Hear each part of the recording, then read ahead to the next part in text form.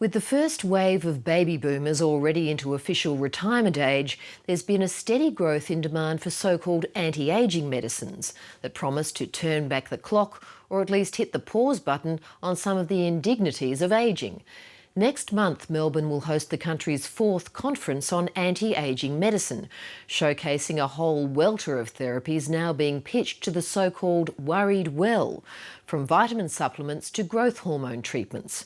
Despite some of the more extravagant promises like a revived sex life or eternal wellness, so far there's little hard evidence any of these therapies actually work. But it's perhaps not surprising that the generation which rewrote the rules in the 60s and 70s is now hoping to cheat old age. Deborah Cornwall reports. I woke up at 40, I saw the door of youth go slam. I lost my libido. Libido was key. I looked like shit. I wasn't sort of energetic like I used to be. So I thought I need to do something about it.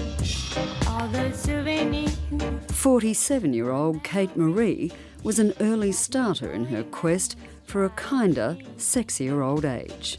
Sex has been a driver for me, like a lot of people. Maybe they don't talk about it. I'm not a cougar that's going racing around trying to find a younger man for the sake of it.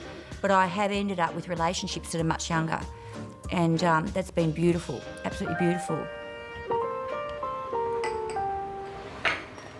A former nurse turned marketing consultant, Kate Marie swears by her daily cocktail of vitamins and hormones, backed up by a punishing regime of exercise and diet and the occasional cosmetic procedure.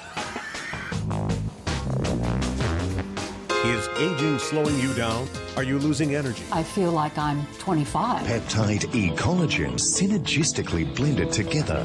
It's just incredible. Boosting your sex drive and potency. While anti-ageing medicine is still in its infancy in Australia, it's already big business in the United States. Doctors, new age shamans and entrepreneurs have all got into the act with a bamboozling selection of supplements and hormone treatments, all specially formulated to get your mojo back. You may have seen my pictures in national publications and wondered if they're real. So what is your secret? How are you doing this at nearly 70 years old? How you got the body of a 20-something? Dr. Life is the septuagenarian poster boy for the industry, a shameless believer that old age is a disease that needs curing, often with large helpings of testosterone. Okay, next is a 62-year-old white male executive. He presents with fatigue, poor quality of sleep. He can't remember the last time that he had an early morning erection. This is a typical patient. In an industry which is largely unregulated, cosmetic clinics are among the biggest providers of anti-ageing treatments in Australia, many of them now offering hormone therapy and antioxidants alongside the tummy tucks and facelifts. I think men are concerned about their sex drive, and then women tend to be concerned a lot about the way they look. Push up with your arms, push up. Sydney GP Dr Michael Elstein is one of the few medical doctors in Australia who specialises in anti-ageing therapies, an area largely dismissed by his colleagues as medicine for the neurotic worried well. I could be up for an hour, a couple of hours, and I feel like I've got to go back to bed. Yeah. While Dr Elstein takes hormones himself, along with a whole slew of antioxidants, he does warn his patients there are risks. And there's no such thing as a magic youth elixir. Not yet, anyway. So this is a whole new area. The notion that baby boomers want to carry on forever. We just don't know how this can be achieved, and frankly. We think it might be hormones, we think it might be a whole bunch of things, but the science is still very woolly. Kate Marie says she was so maddened by the lack of reliable information in the field, she's just published her own guidebook for consumers. She says some of the riskier treatments, such as growth hormones, require a good practitioner. And she's noticed a lot of men do tend to go overboard with the testosterone.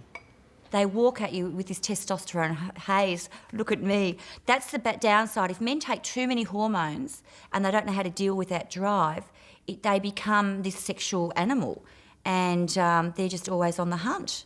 Very few of these anti-ageing supplements and therapies are evidence-based. In other words, there's no scientific evidence that they work. We need good studies to tell us what works.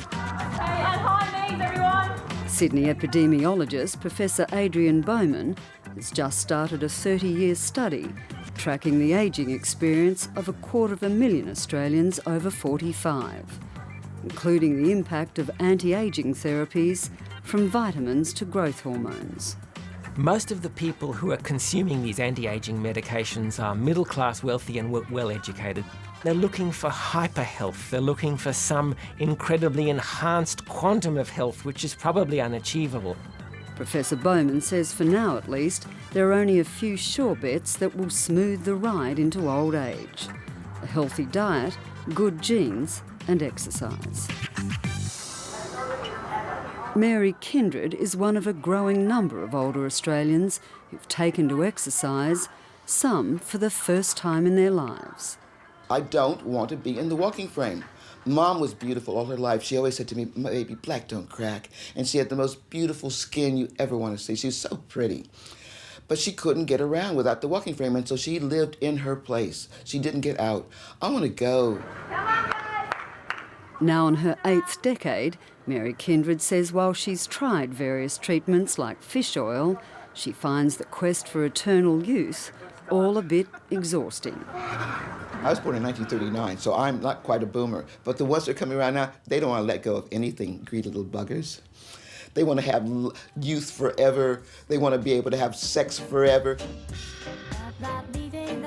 But while it may be decades before consumers like Kate Marie know for sure just what treatments are really helping her, it's a risk, she says, that's worth taking.